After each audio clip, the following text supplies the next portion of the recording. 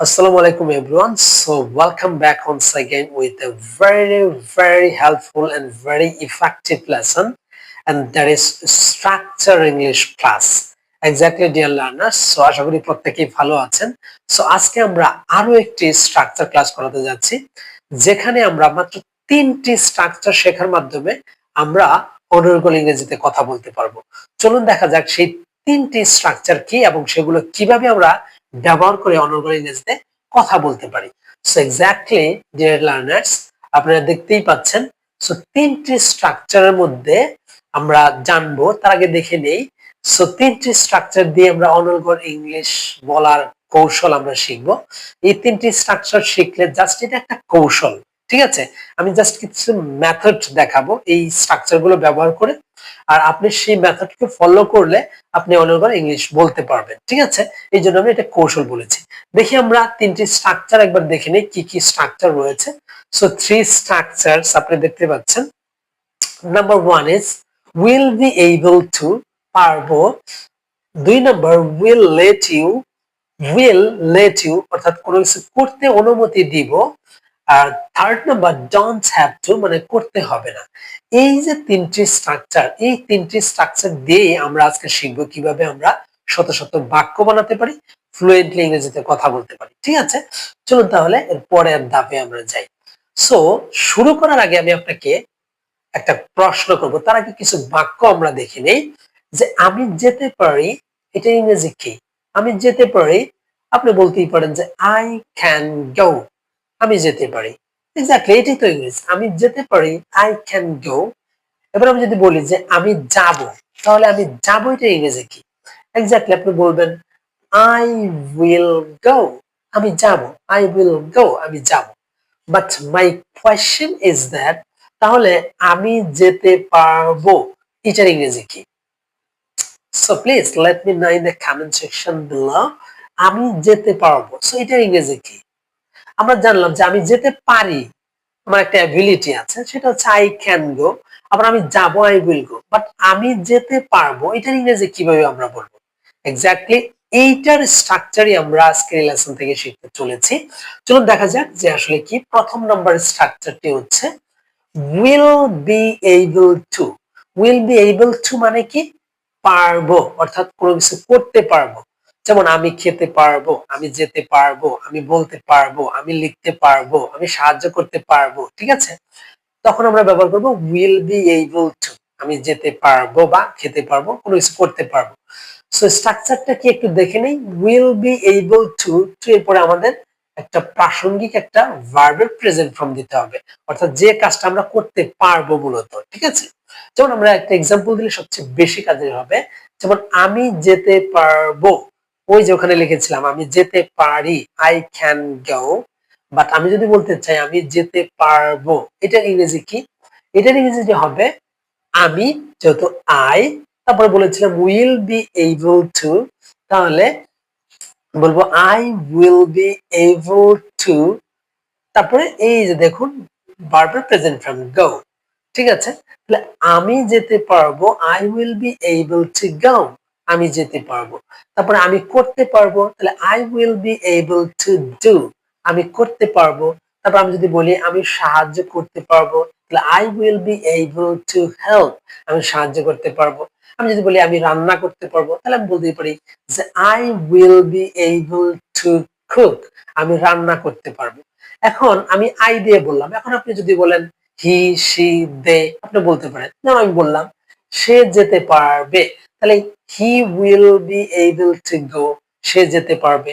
এখন যদি বলি তারা যেতে পারবে, তাহলে they will be able to go, তারা যেতে পারবে, ঠিক আছে? এখন একজন ব্যক্তির নাম বললেন, যেমন আমি বললাম ডেভিড যেতে পারবে, বা ডেভিড এই কাজটা করতে পারবে, তাহলে David will be able to do, David কাজটি করতে পারবে। অর্থাৎ সাবজেক্ট চেঞ্জ করে দিলেই আপনি কিন্তু শত শত বাক্য একটি মাত্র স্ট্রাকচার দিয়ে করতে পারছেন।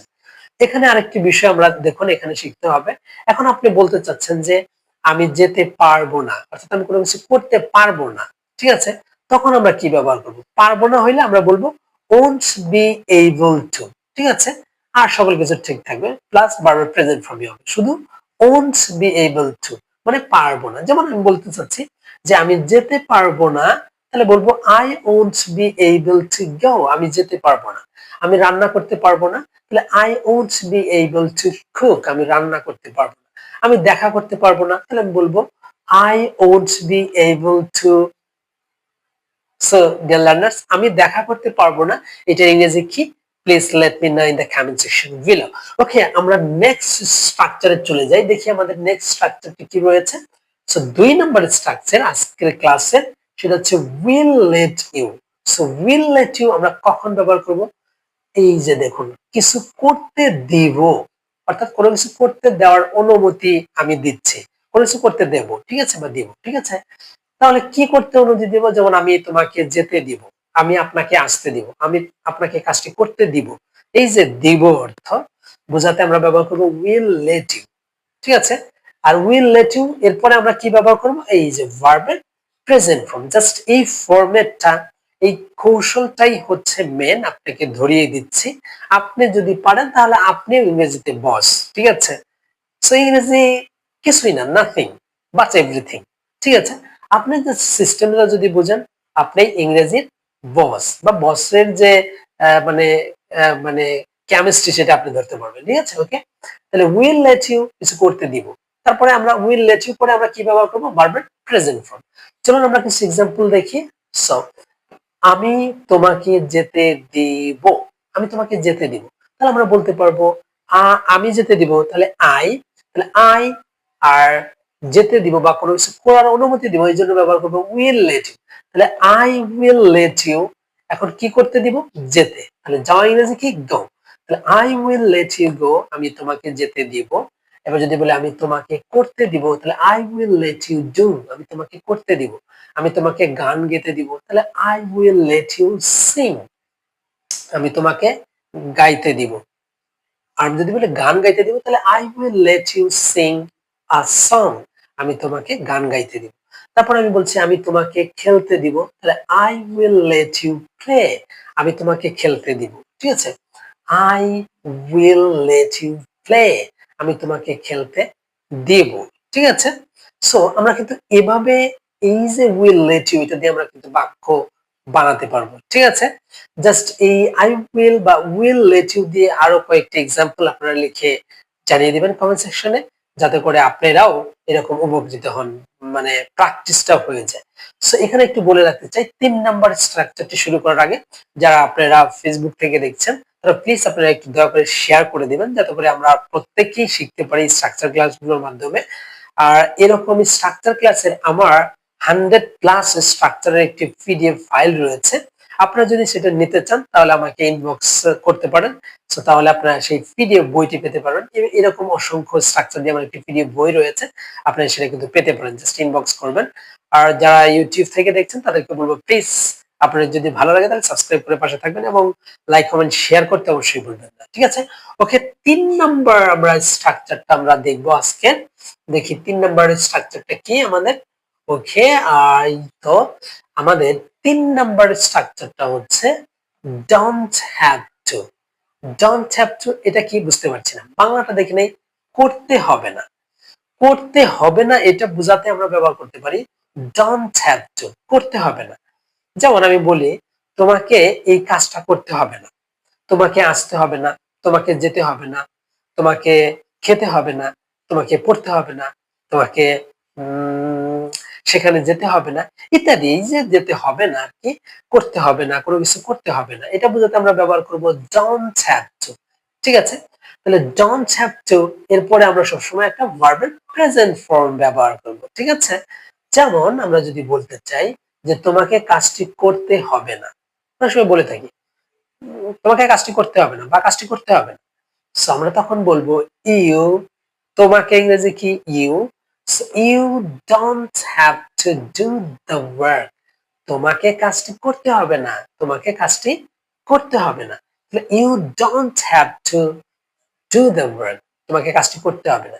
এবার যদি বলি তোমাকে আসতে হবে না, তাহলে আমরা বলতেই পারি you don't have to come, তোমাকে আসতে হবে না। You don't have to come, তোমাকে আসতে হবে না। আমি যদি বলি তোমাকে যেতে হবে না, তাহলে আমি বলতেই পারি you don't have to go, তোমাকে যেতে হবে না। সো ডিয়ার লার্নার্স, এখানে একটা বিষয় মনে রাখতে হবে, আমরা ডোন্ট হ্যাভ টু মানে করতে হবে না, যেতে দিব না কোনো কিছু, এটা সবসময় সাবজেক্ট ইউই হবে। ঠিক আছে? এটা আমি একটা সিক্রেট বলে দিলাম। আমরা সবসময় ইউকেই বা আপনাকেই বলে আমরা সম্বোধন করি যে আপনি এটা করতে পারবেন না, তুমি এটা করতে পারবে না। ঠিক আছে? এটাই বলে থাকি, আমরা কখনো বলি না শেফালি এটা করতে পারবে না। খুব রেয়ার বলি, বাট আমরা ইউ বলেই বেশি বলে থাকি। তাহলে কি দাঁড়ালো যে তোমাকে যেতে হবে না, you don't have to go, তোমাকে যেতে হবে না। এখন আমি যদি বলি তোমাকে পড়তে হবে না, তাহলে কি হবে? You don't have to read, তোমাকে পড়তে হবে না। সো নরমালি আমরা এটা কখনো বলবো না পড়তে হবে না। সো পড়া জিনিসটা অনেক ভালো। ঠিক আছে? জ্ঞান অর্জন করা যায়। ওকে, তাহলে আমি যদি বলি তোমাকে দেখা করতে হবে না, তাহলে আমরা বলতে পারি you don't have to meet, তোমাকে দেখা করতে হবে না। সো ডিয়ার লার্নার্স, এখানে একটা বিষয় মনে রাখতে হবে, যেমন বাংলাতে আমরা বলে থাকি তুমি, আবার বাংলাতে বলে থাকি আপনি। বাংলা কিন্তু ভিন্ন শব্দ, তুমি আবার আপনি, বাট ইংরেজিতে একটি মাত্র ওয়ার্ডই হয়, সেটা হচ্ছে ইউ। ইউ মানে আপনি, আবার ইউ মানে হচ্ছে তুমি। সো আপনি এখন কাকে মিন করছেন এই ইউ দ্বারা, সেটা নির্ভর করবে টোটালি আপনার উপর। তাহলে আপনি এখানে তোমাকে বলেছি, এটা আমি আপনি বলতে পারতাম যে আপনাকে কাজটি করতে হবে না।